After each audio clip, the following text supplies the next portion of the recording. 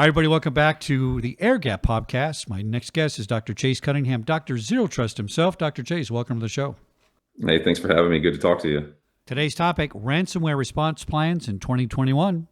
Give me the Dr. Zero Trust top 3 things you must have in your ransomware response plan for 2021. I think really number one is you have to have segmentation at speed and scale. I think number 2 is you have to have an ability to go back in time, the data backups and those types of things. And number 3 is you have to have run through these scenarios, tabletop or otherwise, before it happens. It's too late to do it after if you're already in the middle of a response. How do you define zero trust access policies? I'm thinking about the recent attack on the water treatment plant where TeamViewer was the scapegoat and SolarWinds was the conduit into the enterprise. Should single sign-ons like Okta and Azure ID be mandatory? And will legacy protocols help zero trust? Well, I think really what we're looking at here is a continuation of I guess you'd call it allowing an attack to occur. I mean, I was on Shodan this morning, and I think I looked up RDP ports that were available open to the internet and TeamViewer ports that were available open to the internet. And there was, I think in the US alone, tens of thousands. So, if you kind of look there, you see these are things that are relatively simplistic to fix. And these are things that we know, like there are best practice books written on this issue. These are things that we should take care of. And where you run into the problem, especially when we talk about water treatment plants and state and local governments and those types of small infrastructures, is they don't usually have a lot of human capital. They don't usually have a lot of budget for these things. But it's no longer a question of should you do this. Like, this is reality. And I hate to say this, but unfortunately, until people get either sick or die because of a cyber-related attack, which almost happened here, no one's taking this as serious as they should. I'm very glad that they were able to stop this from becoming a attack where people lost their lives. But we were a couple valves away from that happening. You made a great point about the lack of human capital. How much is the cybersecurity personnel shortage contributing to these problems? Even with all the automation, we still need boots on the ground, right?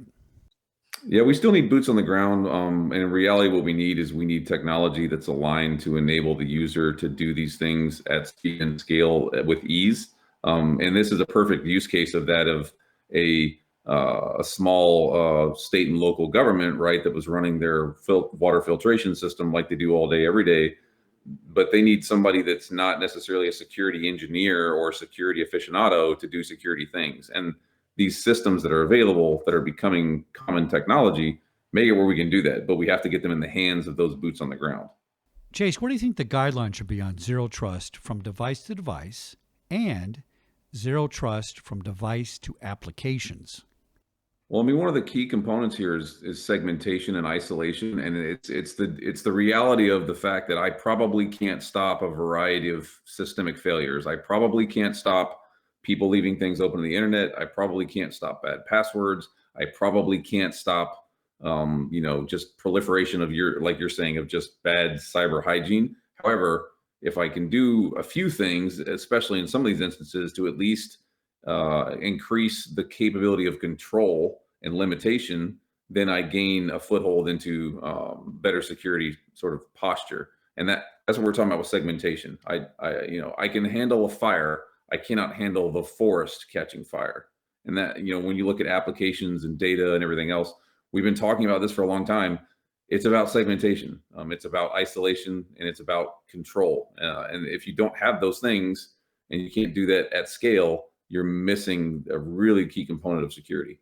To me, zero trust is a no-brainer because when you think about it, it's something we all use every single day in the physical world. I agree with you. It's the position that you take, and I remind people this all the time in COVID, in your own daily life. You live this way. If someone just on the street walks up to you and says, "Hi, my name is Rick, 775-7186," you don't give them your wallet. You go, "What do you want? Get out of my face." I mean, we live in a world, in reality, in the physical space, where we at least take a second to go, do I know you? Should I allow you in? Is there a reason for this? But for some reason in cyberspace, we just go, oh yeah, username, password, good to go. Now, is this because of historically, we kind of started out building the internet with really no controls on it? There weren't any passwords way back in the day. It was all built on trust. And I guess we never changed that model. Is it harder to go back and put these segmentations in? Or is it easier to say, let's start off start over with Internet 1.0 again and rebuild it from the ground up. Is this where it gets too complex, where people just can't go back and fix it because it's too broken? It's not that it's too broken, but it does require a very focused effort to do this stuff. And I'm the first one to tell everybody, like, this is not necessarily easy, but anything worth doing, and I think we know this in general in our life, anything worth doing is probably not easy. But I mean, the reality of it is the cloud is here. The cloud is what's making business possible in the post-COVID arena and the future of work. The best place you can be is to move into cloud infrastructure because that is a greenfield environment and you can do more things at speed and scale. However, that does not mean you cannot employ these practices in legacy or on-prem infrastructure, but it does require a focused, dedicated, realistic, strategic approach to the problem. Is a ransomware kill switch like Airgap's right for an enterprise workplace? It seems to me not granting lateral access from the point of an IP assignment is the way to go. Well, I mean, really what you're talking about is an ability to kind of slam the door shut virtually. And that's a pretty key component. I think if you look at a lot of the space that's developing, you can see that one of the core component capabilities is to be able to segment, right? But to do it on the fly, sort of an on demand. That's why I say it's like slamming the door. Being able to do this and have a capability to do that across scale and do it very fast is the difference maker when you look at what goes on. If Maersk or Norsk Hydro had a ransomware kill switch, there would probably have been a few hundred machines infected, not a global infrastructure infected. In the last webcast we did, we talked about more cloud attacks are on the way using AI. How do you respond fast enough to buy time for incident responses? Does a ransomware kill switch supplement log aggregation and help with troubleshooting? Well, it's like you said, in the physical space, if you can imagine if I had a base or a castle and you had an open moat after your wall, or excuse me, an open courtyard after your wall, and everybody came storming through the bridge, the gate, once they're in, you have a real problem. Now, if you could imagine, what if I had 10,000 small bunkers in that courtyard, and I said, look, whenever those people spill in, they have to go through each one of those individual bunkers to get to the next spot. And if you do that at speed, you kind of minimize the reality of the threat. It's not that you don't have a problem. It's not that it's not something you need to respond to, but what it does is it buys you control and it buys you time. Dr. Chase Cunningham, Dr. Zero Trust, talking about the response plan for 2021 with your ransomware. Dr. Chase, always a pleasure to speak with you, my friend. Look forward to the next conversation. Thank you so much for your time.